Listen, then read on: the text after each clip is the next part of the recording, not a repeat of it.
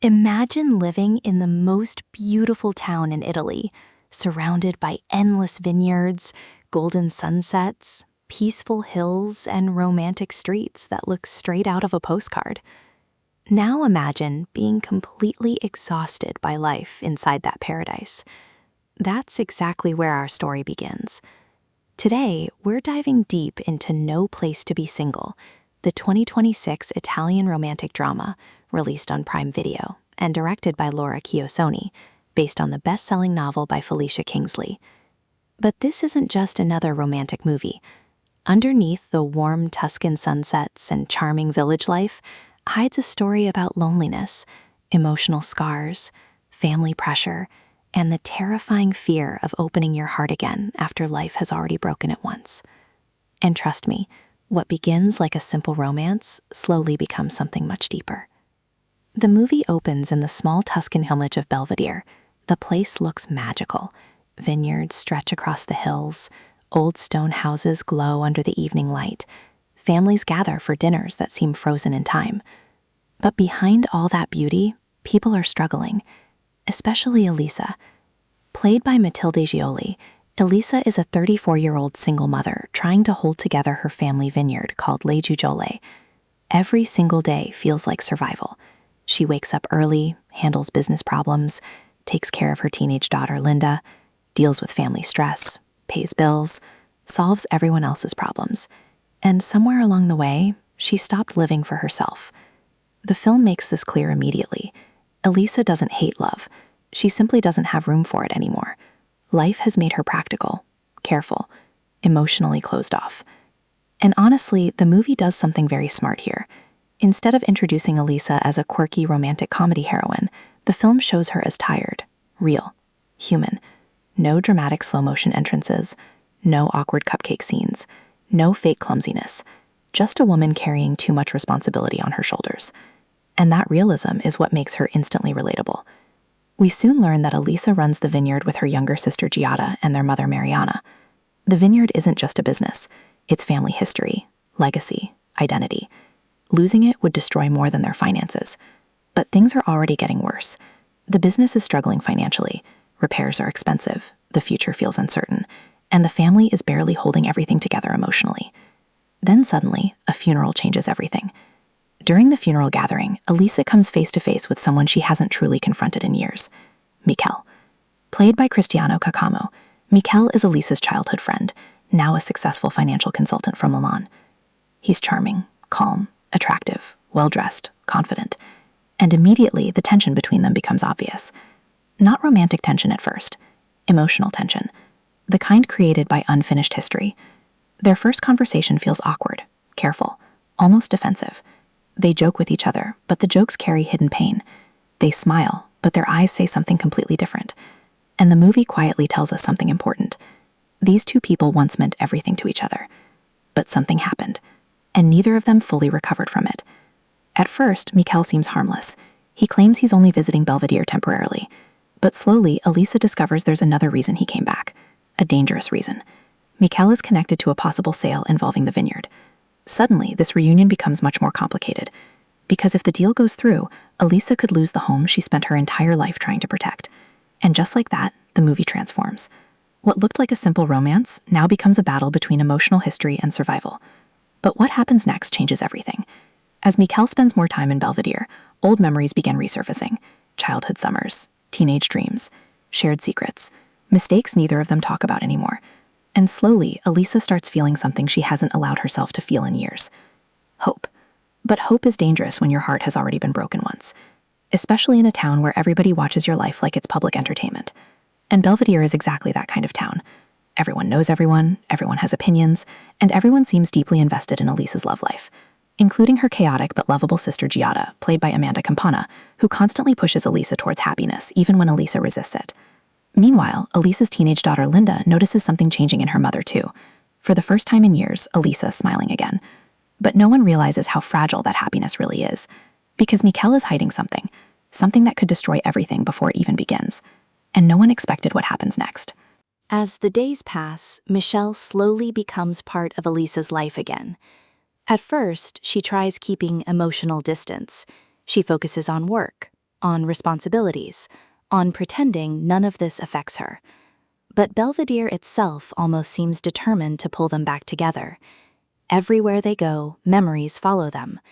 The vineyard paths they once walked as teenagers, the town festivals, the quiet evening dinners, the sunsets that seem designed to make people fall in love. And slowly, the walls Elisa built around herself begin cracking. But what makes the relationship feel real is that the movie never rushes it. There are no sudden dramatic confessions, no unrealistic fairy tale moments. Instead, the connection grows through tiny details. Long conversations, awkward silence, shared looks, old arguments that still hurt years later. Sometimes they stand close to each other without speaking at all, and somehow those moments feel more intimate than actual romantic scenes. That's because underneath the attraction lies years of emotional history. The film slowly reveals that Elisa and Michele were once inseparable. As teenagers, they imagined futures together. They shared dreams beyond Belvedere. But adulthood changed them. Life became harder. Responsibilities replaced freedom. And eventually, distance replaced love. At this point in the movie, the emotional pressure becomes unbearable. Elisa is exhausted. The vineyard is falling apart financially. The town gossip keeps growing. And Michelle's presence is making everything emotionally messier. But then, the truth finally comes out.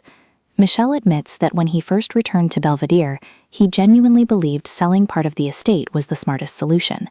From a business perspective, it made sense. The vineyard was struggling. The family was overwhelmed. And financially, Elisa was drowning while pretending everything was under control. But what Michele didn't understand at first was what La Giugile truly meant to her. This wasn't just land. It was memory, identity, family history, and most importantly, it was the last thing connecting Elisa to the version of herself she used to be before life became survival. For the first time, Michele stops acting like a financial expert and starts listening emotionally instead. And honestly, this becomes one of the movie's strongest themes. The film quietly asks an important question. At what point does independence stop being strength and become emotional isolation? Because Elisa has spent years convincing herself she doesn't need anyone. Not because she's happy alone, but because depending on people feels dangerous. And that emotional truth slowly becomes devastating. Meanwhile, Michele begins confronting his own regrets too. His successful Milan life suddenly feels empty compared to the warmth of Belvedere. In Milan, he had money. As the film moves into its final act, Michele makes a choice that surprises everyone. Instead of pushing the sale forward, he decides to help save the vineyard. Not because of business, because of Elisa, because of family. Because for the first time in years, he realizes some things are more valuable than financial logic. But importantly, the movie doesn't magically solve every problem overnight. That's what makes the ending feel emotionally satisfying.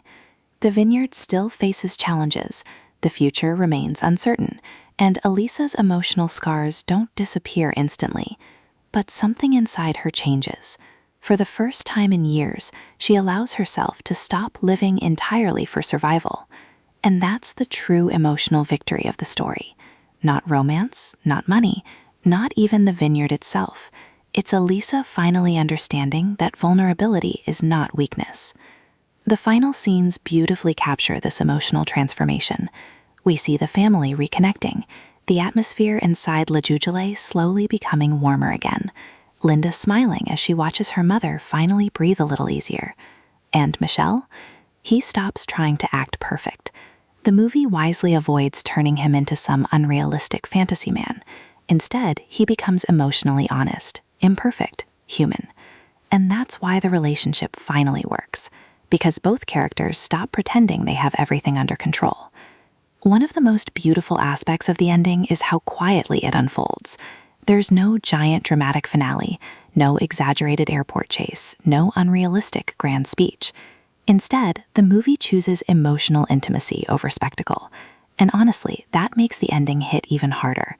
By the final moments, Belvedere itself feels transformed too. Not because the town changed, but because Elisa changed. At the beginning of the movie, Tuscany felt beautiful but emotionally distant, almost like a prison made of responsibilities. By the end, the same hills, vineyards, and golden sunsets finally feel alive again. And that's the hidden meaning behind No Place to Be Single. The title isn't really about relationship status at all.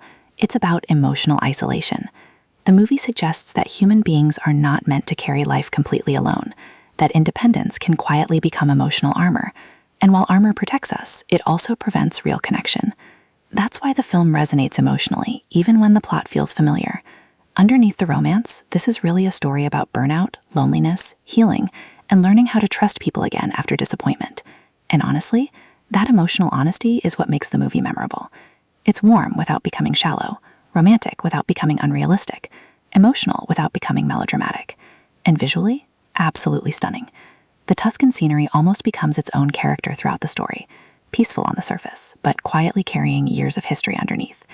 By the end, No Place to Be Single leaves viewers with a surprisingly comforting message. Sometimes the strongest people are simply the ones who have been carrying too much for too long. And sometimes love doesn't arrive to rescue you. Sometimes it arrives to remind you that you don't have to survive alone anymore. And that changes everything. If you enjoyed this full movie explanation, don't forget to like, subscribe, and turn on notifications for more deep movie recaps, hidden details, and ending explanations from films around the world. And trust me, the next story is even crazier.